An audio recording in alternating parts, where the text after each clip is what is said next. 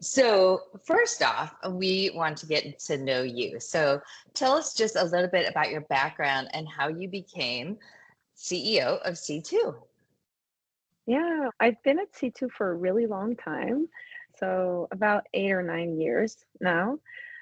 It went by really fast. I started in sales.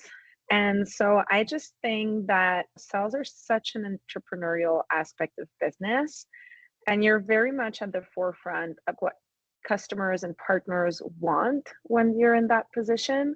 Like you're directly connected to the market. So I think this really helped me evolve within the company. I've also had really great mentors or people that were there that kind of promoted me and wanted me to keep evolving and get more exposure and stuff. And so that's been really helpful for evolving within the company. I think it's really essential, actually. And then prior to that, I was in real estate, which might sound like, oh my God, this is so different. But it's not that much because we were developing land. So we would buy a piece of land and then we'd work with creatives. So architects, landscape architects to design what the product would be. And then from a sales perspective, we would sell properties as investment. And so it was really much about selling a vision and expressing what it would all look like and then linking it to financial upside and like ROI. And it's very much project driven, right? Because you deliver properties. So there's a lot of similarities like in parallels that I feel when you start thinking about it, you're just like, oh yeah. So there's very much transferable skills, I think, there. But yeah, so no, I've been really fortunate because I could be at C2 for a long time and see it evolve and help shape it. Oh yeah. I want to know, I haven't ever been to C2, but it's definitely been on my bucket list of shows that I want to attend. And so, give us an insider's view of the event. Paint a picture for our audience who haven't been to the event, what C2 is. So we were really much credited for pioneering the festivalization of business events. And I think those parallels are pretty accurate for a couple of reasons. The anticipation that people get. I think like people are excited to come to C2. They know they're going to see their tribes again. And I think people love to even dress up and think about the sessions they're going to want to attend. And so there's this kind of hype that we like to generate with the way we market and whatnot. Then I think it's very much about community. So even if you come in for the first time, you will make friends, you will develop relationships. Then I think we also design for multiple senses, right? So it's not just about learning. For us, it's very much about creating environments and experiences that are rich on all the senses. So we love to build beautiful things. We really think about the sound architecture. We think about different types of content that are going to bring low and high moments of energy. And so I think the way we design is very much for the human and not for a function. Some business events are.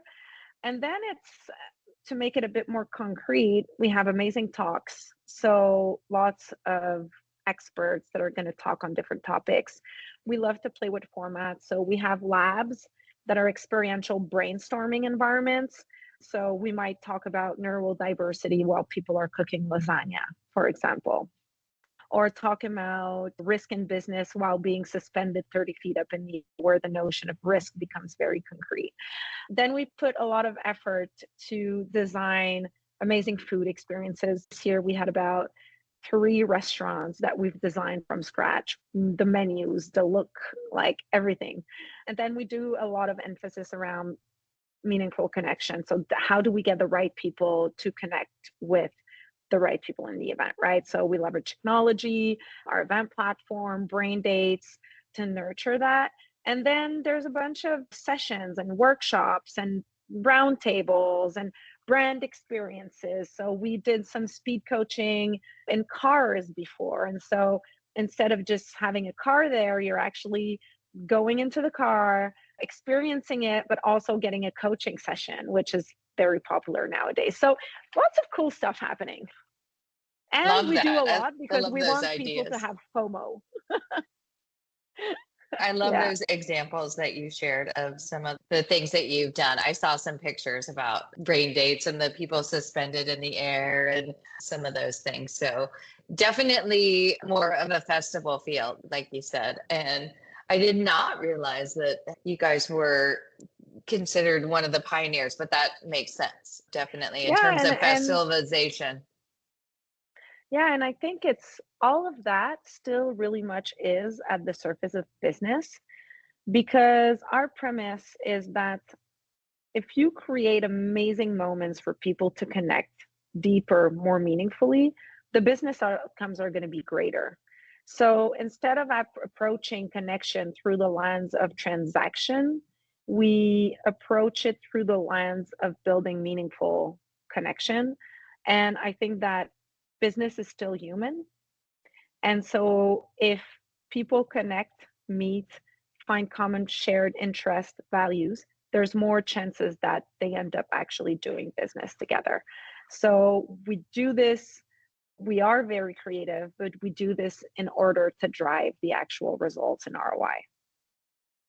Got it. Okay, so this is a great segue, obviously, for what we came to talk to you about today was about your GenXP framework that C2 recently published. And so talk a little bit about the catalyst that made you decide that now was the time Mm, to formalize these principles into a strategic playbook and then share it with everybody.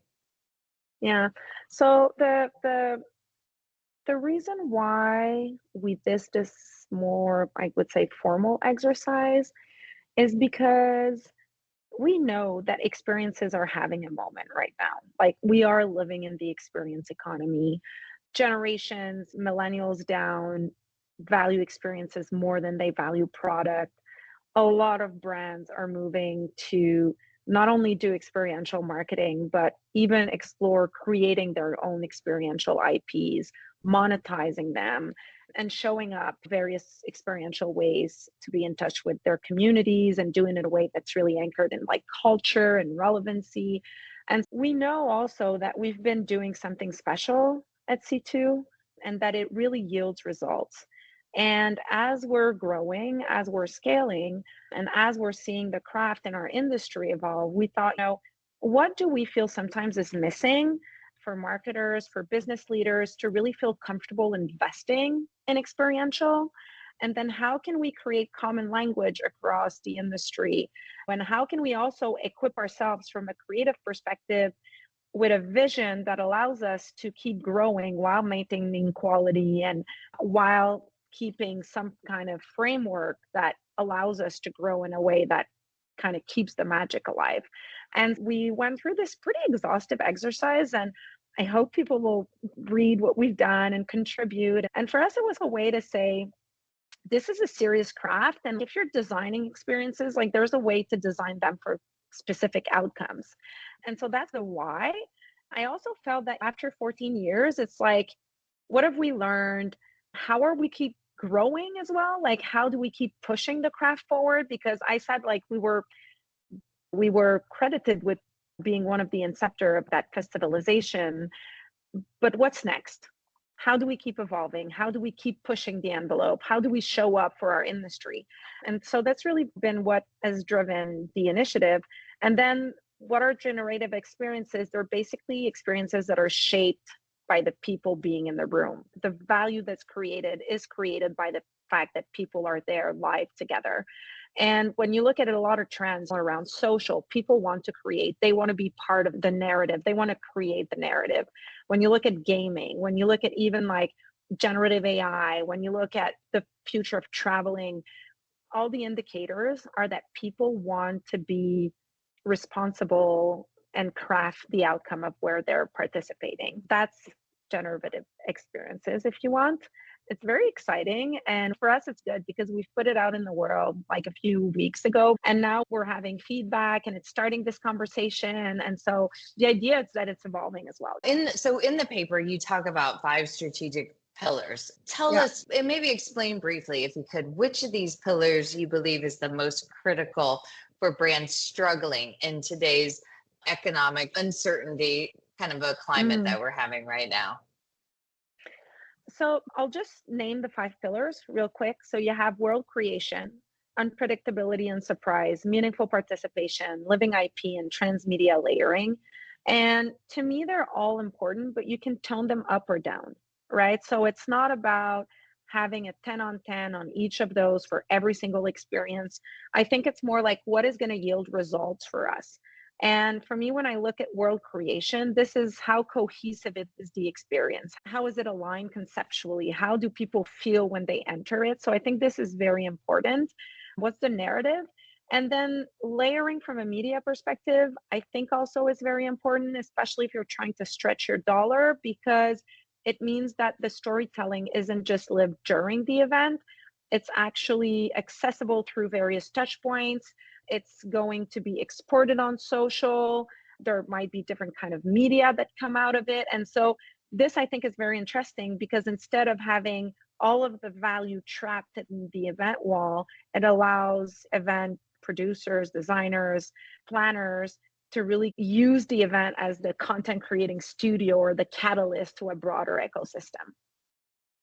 So give me an example of what, like maybe from your last event or something that shows that in action. Okay, so let's say when you're thinking about an event, you might have a keynote that will then be available on a platform for a couple of months. And maybe you monetize it through getting people's email or charging a fee for people to access it.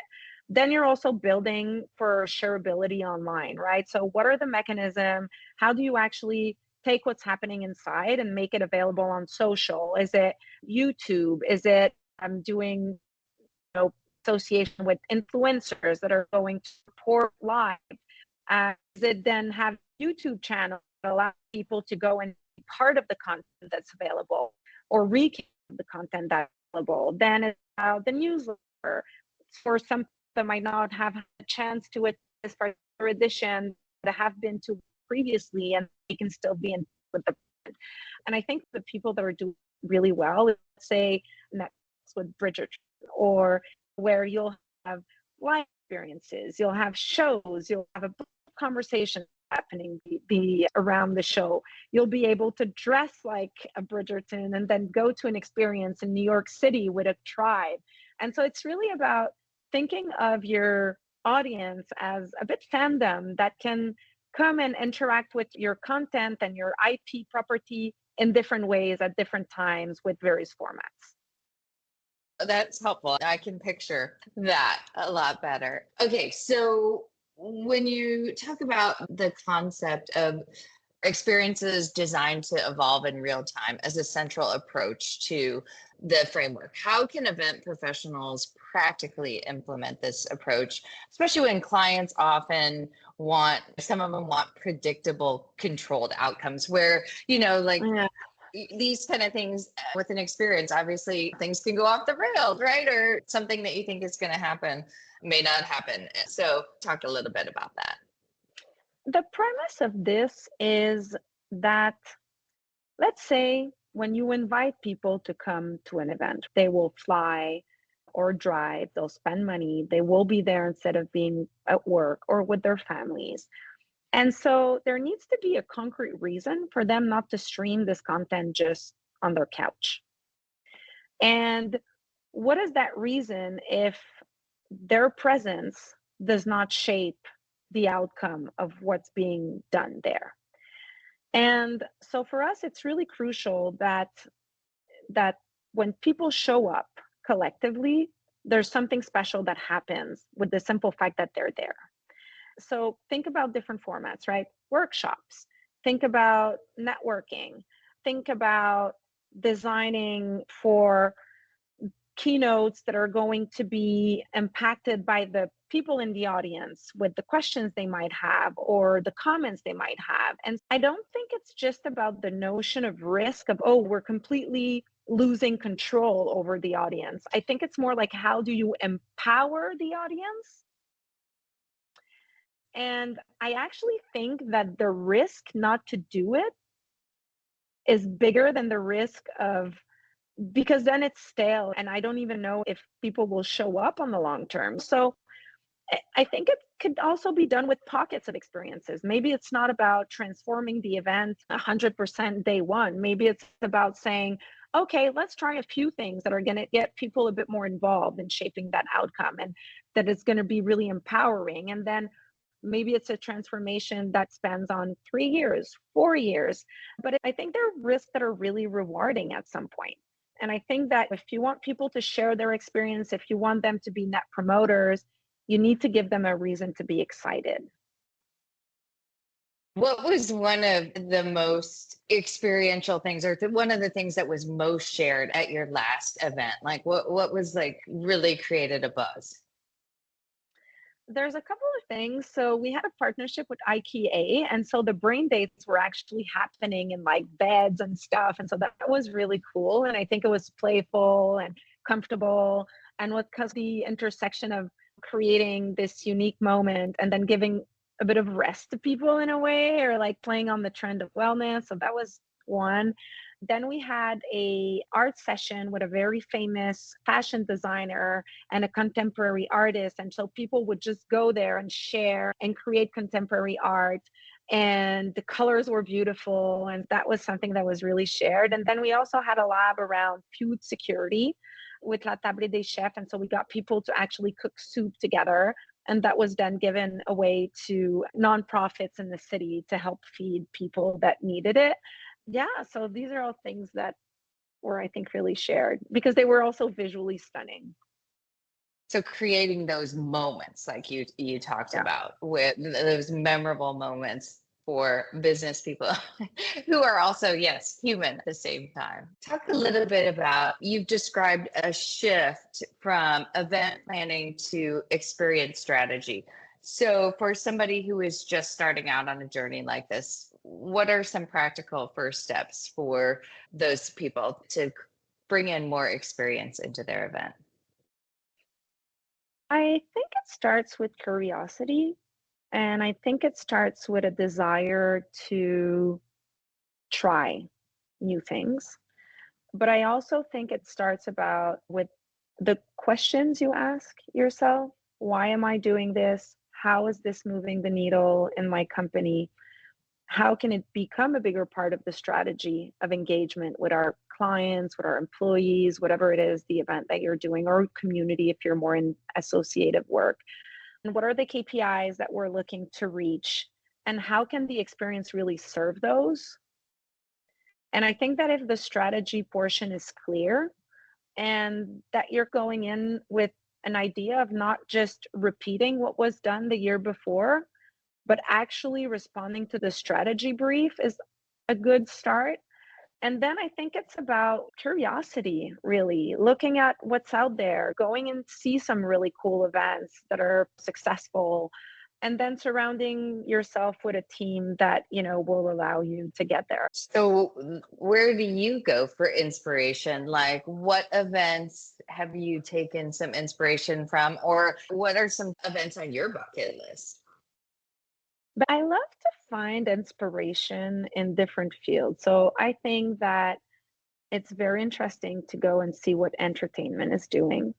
How are they creating those communities? If you look at the Swifties and what she's been able to create, Taylor Swift, I think this is very inspiring. I also love to go at industry events. I was just at Cannes Lions, and it was just so great to see how brands were activating, but then also have the discussion with the people that are actually creating the experiences and see what are the challenges, what's working for them, what is moving the needle, what is hard in convincing some of the stakeholder that more should be done in the field. Then I think there's really great sports events. I love to read. I think it's like fashion's amazing. I love fashion shows. If you look at some of the stuff that's done there is just absolutely amazing. The opening ceremony of the Olympic Games this year to me, and we had the creative director and executive producer at C2 this year, C2 Montreal, and it was just amazing. I think it was one of the best pieces of entertainment ever. It's everything that happens that is meant to get people in a room excited to live a collective moment. F1 is doing really great right now with their Netflix show and their movie, and like how they're really transforming whole cities into paddocks for a week. Yeah, I think it comes from many different places. But to me, it's all That's about like, how do they create engagement? How do they create fandom? Yeah, and that's not easy to do. It definitely is not. Even when you create an experience, it doesn't mean they're going to be fans or engage even. Yeah. Um, So you yeah, need to and learn need from to, the best. yeah, yeah, exactly. Need to learn from the best. We only have a couple more minutes, so I wanted to ask you, you just finished up your 2025 event. It's really early, obviously, to look ahead to 2026. After going to Cannes Lion and looking at all these different things that people are doing across industries, are there any emerging trends or technologies that you're seeing that you'd like to use for designing an experience for your event next year? We're working right now on a project that involves a really great mix and is for one of the clients. So people don't always know that, but C2, we have our flagship C2 Montreal, but we do a bunch of work for clients all year round.